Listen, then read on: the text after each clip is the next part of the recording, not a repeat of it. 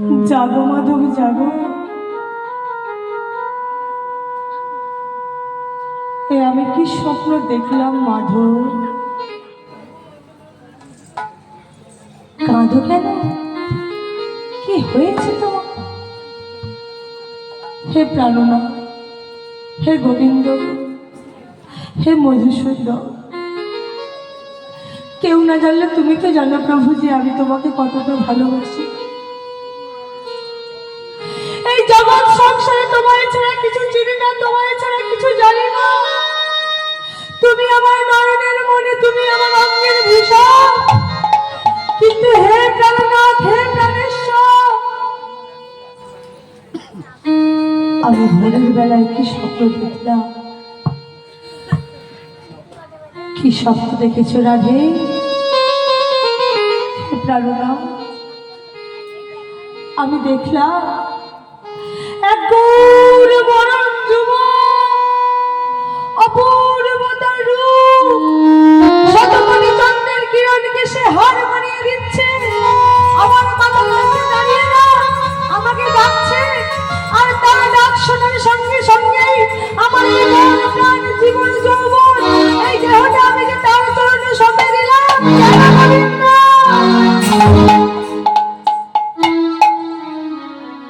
কৃষ্ণ বলল রাধে রাধে রাধে। হে গোবিন্দ, আমি শোক করছি, আমি দুঃখ করছি, আমি কাঁদছি, আর তুমি আনন্দ করছো। করবো না রাধে? আমি মনে মনে ভেবেছিলাম যে তোমাকে একটা কথা বলবো, কিন্তু বলতে পারিনি। বলতে পারো রাধে? তুমি যে এই যে কৃষ্ণ বলে কাঁদছো, এই কৃষ্ণ ভাব, কৃষ্ণ ভক্তি, কৃষ্ণ প্রেম কি করলে আসবে?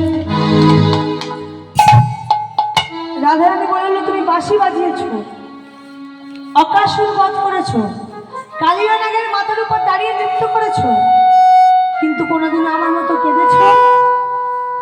যেদিন তুমি আমার মতো কৃষ্ণ কৃষ্ণ বলে কাঁদতে পারবে, সেই দিনে জানবে যে কৃষ্ণ নামে কি ভাব, কি আনন্দ। ও রাধে, আমি কাঁদবো। তুমি যা কান্না কেঁদেছো না, এর 3 গুণ কান্না আমি কাঁদবো। ভগবান বলল কোথায় কাঁদবে? কাঁদার রাস্তা ঠিক হয়ে গেছে। আজকে যে তুমি স্বপ্নে যে রূপটা দেখলে, ওটা আর অন্য কারো নয় রাধে, ওটা আমার নিজের। নিজে? হ্যাঁ রাধে, আমি কলি কালে যাব, শ্রী গৌরাঙ্গ নাম লইব, কৃষ্ণ কৃষ্ণ বলে কেঁদে, কৃষ্ণ কৃষ্ণ বলে কেঁদে ঘুরায় গড়া গড়ি যাব। বলে যাও। হে গোবিন্দ শোনো, তুমি যে কলিকালে যাবে, তোমাকে আমি একটা কথা বলে দিচ্ছি। তুমি যে কলিকালে যাবে, আমিও তোমার সঙ্গে যাব। ভগবান বলে তুমি আমার সঙ্গে যাবে? হ্যাঁ গোবিন্দ, আমি তোমার সঙ্গে যাব। তুমি থাকবে ভিতরে আর আমি থাকবো বাইরে। কেমন ভাবে? শোনো, আমি তোমার সঙ্গে যাব, কিন্তু আমি বাইরে থাকব। ভগবান বলল শোনো রাধে, আমি তোমাকে সরাসরি নিয়ে যাব না, তোমার আমি 3টে জিনিস নেব। কি নেব জানো? তোমার যে এই যে উজ্জ্বল গায়ের রং, এই যে স্বর্ণকান্তি, সোনা সুন্দর দেহের রং, এটাকে আমি সঙ্গে নেব। আর কি নেব জানো? তুমি যে কৃষ্ণ কৃষ্ণ বলে কাঁদছ, এই কৃষ্ণ ভাব, কৃষ্ণ ভক্তি, কৃষ্ণ প্রেম, এই 2টো জিনিস নিয়ে আমি কলিকালে গৌরাঙ্গ হব। তুহা প্রেম কান্তি ধরি, তুহা প্রেম গুরু করি, সোনা নদিয়াতে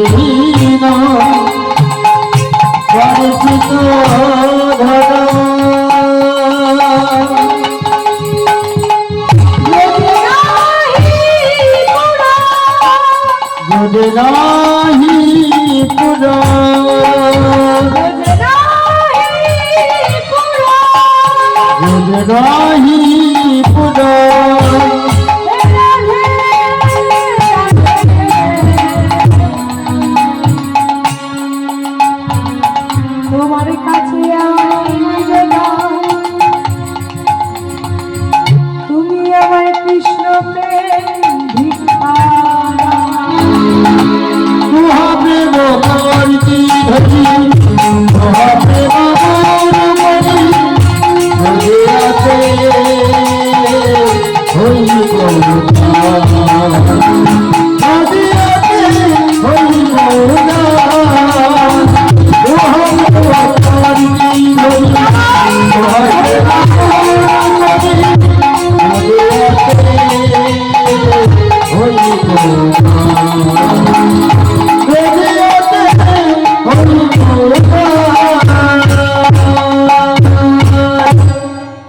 একবার ভেবে দেখেছেন মা, কত মুনি ঋষিগণ দিনের পর দিন তপস্যা করে তপ্তমালুতে দাঁড়িয়ে, কত রাজা ধীরাজ রাজ্য ত্যাগ করে ভিখারি হয়ে গেল এই হরিনামকে ভালোবেসে। আর আজকে ভগবান শ্রীকৃষ্ণ সে নিজেই আজকে রাধের চরণ ধরে এসে বলছে, হে রাধে, তোমার চরণ ধরে জানাচ্ছে তুমি এই প্রেমটাকে আমায় ভিক্ষা দাও, তোমার প্রেমটা আমায় ভিক্ষা দাও, তোমার প্রেমটাকে নিয়ে গিয়ে আমি যেন তোমার মতো কলিকালে কৃষ্ণ কৃষ্ণ বলে কাঁদতে পারি।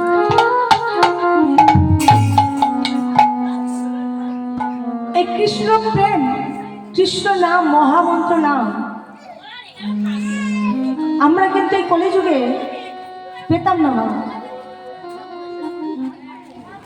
কলিযুগে এই হরিনাম মহামন্ত্র নাম আমরা আনতে পারতাম না, গাইতে পারতাম না। এনেছিলেন দুজন, হ্যাঁ, গৌর আর নিতাই, দুই ভাই।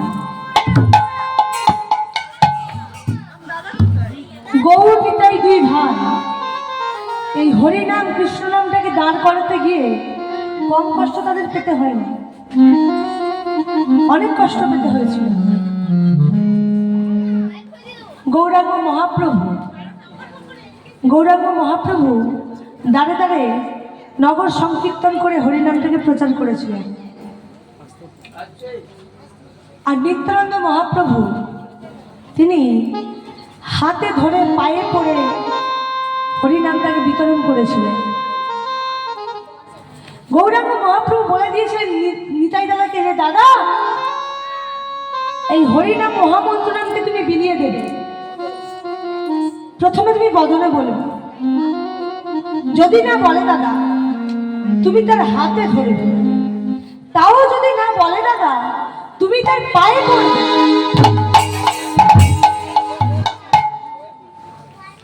কে নিত্যানন্দ মহাপ্রভু? চৈতন্য মহাপ্রভু হলেন সংকীর্তনের পিতা, সংকীর্তনৈক পিতরৌ চৈতন্য মহাপ্রভু। সংকীর্তনের পিতা হলেন চৈতন্য মহাপ্রভু, কিন্তু মাতাকে, বাবার কাজ কি? একটা সন্তানের জন্ম দেয়। বাবা শুধু একটা সন্তানের জন্ম দেয়, কিন্তু মা কি করে? মা অনেক কষ্ট করে সন্তানকে লালন পালন করে। 10 মাস 10 দিন গর্ভে ধারণ করে জন্ম দেয়। জন্ম দেওয়ার পরেও মায়ের যে কত জ্বালা যন্ত্রণা সেটা একমাত্র মাই জানে। তাহলে এই মাতাকে চৈতন্য মহাপ্রভু হলেন পিতা। মা সন্তানকে যত্ন করে লালন পালন করে মানুষ করে। ছেলে রাগের মাথায় মায়ের মুখে লাথি মেরে দেয়, কিন্তু মা কি ঘুরিয়ে মারে? মা কখনোই ঘুরিয়ে মারে না। তাহলে সন্তান যদি সে হয়, মাতা তবু সে নয়। মা যখন হয়েছ, শত অপরাধ তোমাকে সহ্য করতে হবে। তাহলে সংকীর্তনের পিতা হলেন চৈতন্য মহাপ্রভু, আর মাতা হলেন আমাদের নিত্যানন্দ। আর কবে নিতাই চায় করুণা করে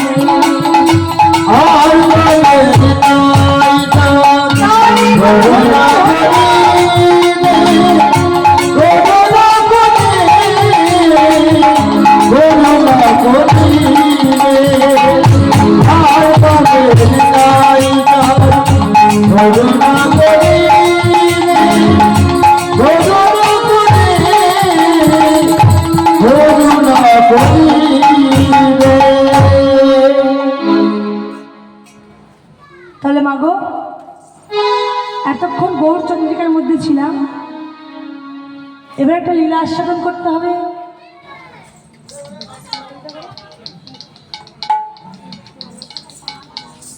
এবার একটা লীলা আস্বাদন করতে হবে। আজকে লীলার বিষয়বস্তু হলো ভক্ত মুকুলের জীবন মাধুর্য।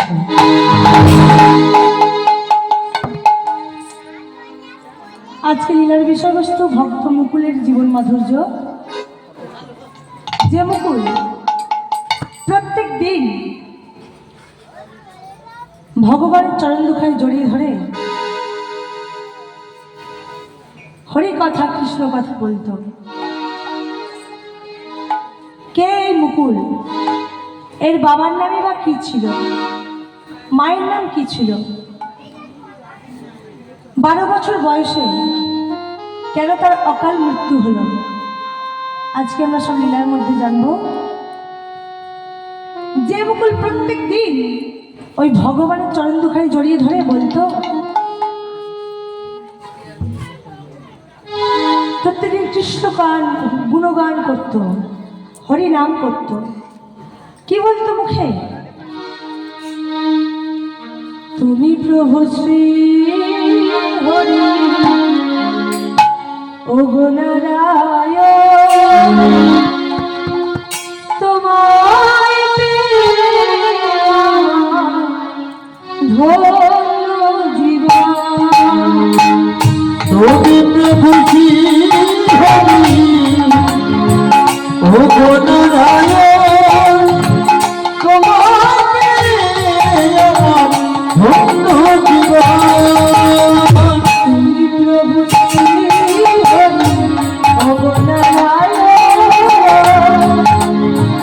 তোমায় পেয়ে আমার ধন্য। তুমি প্রভু শ্রী হরি ও গো নারায়ণ, তোমায় পেয়ে আমার ধন্য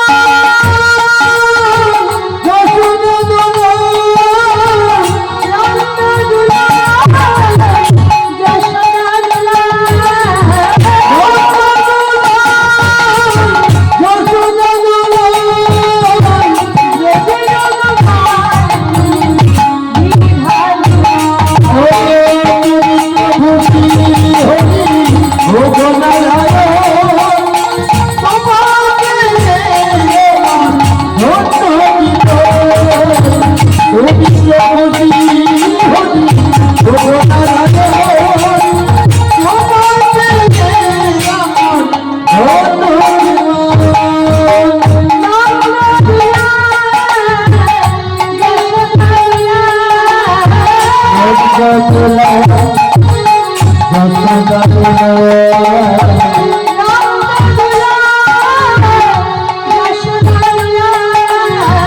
নন্দ দুলাল যশোদা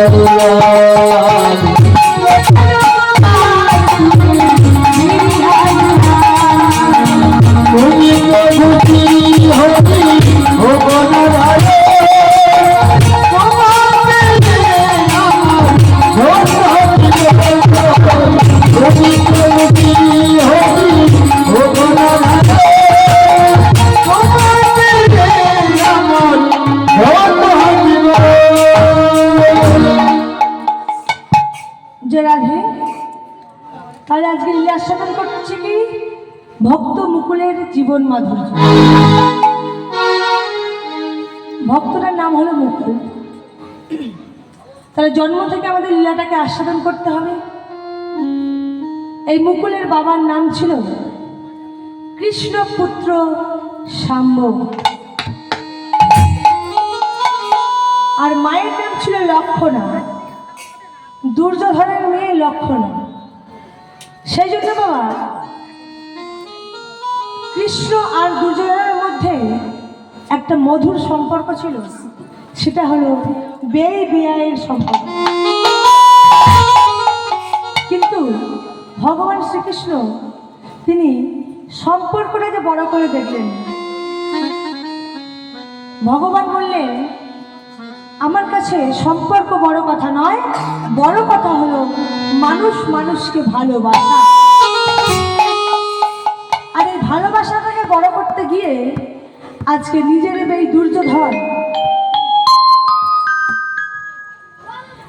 এই দুর্যোধনকে আজকে অকাল মৃত্যু পেতে হলো। আজকে কুরুক্ষেত্রের মাটিতে 18 দিন যুদ্ধ হয়ে যাবার পর